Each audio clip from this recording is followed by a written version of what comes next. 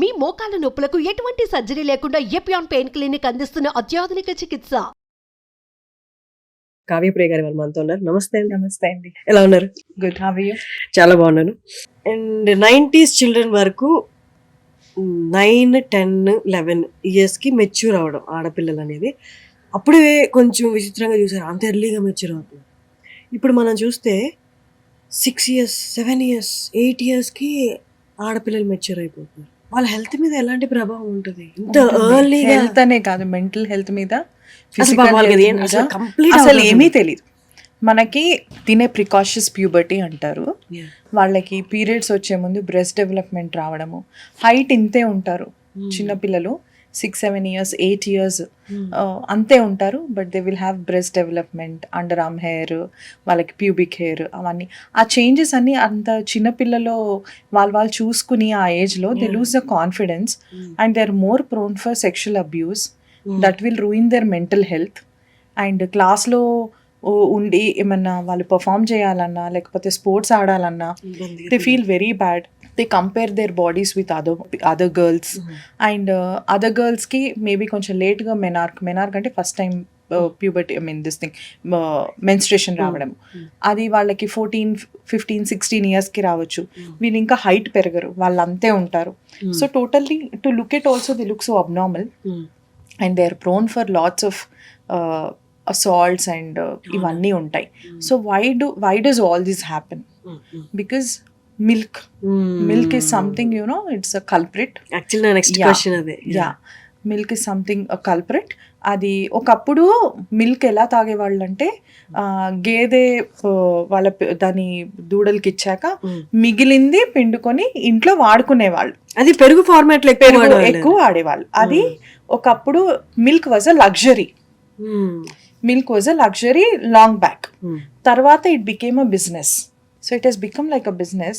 So నీకు ఇప్పుడు అన్ని కార్పొరేట్లో ఎట్లయితే రెవెన్యూ టార్గెట్స్ ఉన్నాయో, పాపం గేదెలకు కూడా అంత టార్గెట్ మిల్క్ ప్రొడక్షన్ అన్నది ఉంటుంది.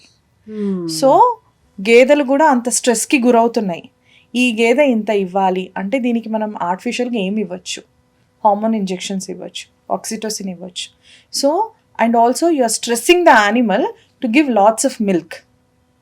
And also we use the machinery to pump the milk. కానీ మనం టెస్ట్ చేయడానికి ఏమీ లేదు కదా, ఆక్సిటోసిన్ ఉందా, హార్మోన్ ఇంజెక్షన్ ఇచ్చి అవన్నీ అనాలిసిస్ చేసుకోవాలి. మరి ఇంత చేంజెస్ ఎందుకు వస్తున్నాయంటే ఎక్కువ we all blame milk only. Okay, so అంత స్ట్రెస్లో వచ్చే ఒక ఫ్లూయిడ్లో చాలా ఇన్ఫ్లమేషన్ ఉంటుంది.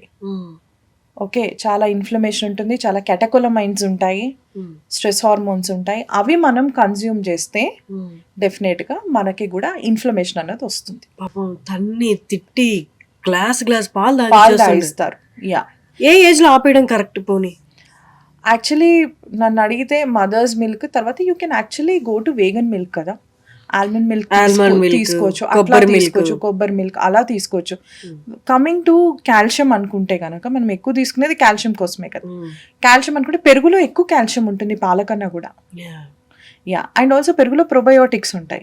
గ్లాస్ పాలు ఇచ్చే వాళ్ళు ఏదో పెరుగు పెట్టుకోవచ్చు. అది కొంచెం బ్రేక్ అయ్యి కొంచెం అందులో ప్రొబయోటిక్స్ వచ్చి ఎక్కువ కాల్షియం ఉండి, I feel that is a better thing to consume than milk. So అదొకటి. And also we have discussed before regarding the endocrine disruptors. మనకి అంటే may not be cosmetics these that and all, but plastic, cheese, mayonnaise, KFCs, McD's, all this will impact a child's body for sure. Okay. So advertisements చూసి మన పూర్వీకులు పాటించిందని చెప్పి glass milk ఇవ్వడం ఆపేయాలి. అది that's gone. You give glass of milk but you can give almond milk or something else. So ఆడపిల్లల్లో ఇలాంటి ప్రభావం, మరి మగపిల్లల్లో ఎలాంటి ప్రభావం చూపిస్తుంది మిల్క్? బ్రెస్ట్ డెవలప్మెంట్ చూస్తాం కదా మగపిల్లల్లో కూడా, ఆడపిల్లల్లాగే రావడం కొంచెం బ్రెస్ట్ బడ్డింగ్ ఉంటుంది వాళ్ళకు కూడా ఎంతో కొంత. అండ్ ఇంకొకటి ఆడపిల్లల్లోనే ఇప్పుడు ఓవర్గా బ్రెస్ట్ ఏజ్కి ముందే రావడం వల్ల పాపం వాళ్ళతో పాటు ఫ్యామిలీ అమ్మ కూడా చాలా బాధపడుతూ ఉంటారు. ఇంకా దాన్ని మనం రివర్స్ చేయలేం కదా, ప్రాసెస్ని చేయలేము. ఆ ఏజ్లో ఏం చేయలేము. చిన్నపిల్లలే చూడడానికి, కానీ బాడీ వైజ్ చూస్తే cannot do anything about it. Maybe when she's in teens maybe she can go for reduction or some sort reduction process untunda. And if it is in excess, breast reduction ఉంటుంది కదా. Okay. వస్తూ ఉంటారు చాలా మంది అమ్మాయిలు నా దగ్గరికి. They also prefer female plastic surgeon, not male plastic surgeon. వాళ్ళకి చూపించుకోవడానికి కూడా ఇబ్బందిగా ఉంటుంది కదా. సో యా, యూజువల్లీ ఫ్రమ్ 15-16 ఆ ఏజ్లో వాళ్ళు కూడా వస్తారు ఎక్కువగా. మన ఈ ఇంటర్వ్యూ అండ్ మన క్వశ్చన్స్ యూజ్ అవుతాయి అనుకుంటున్నాను. Thank you very much. Welcome.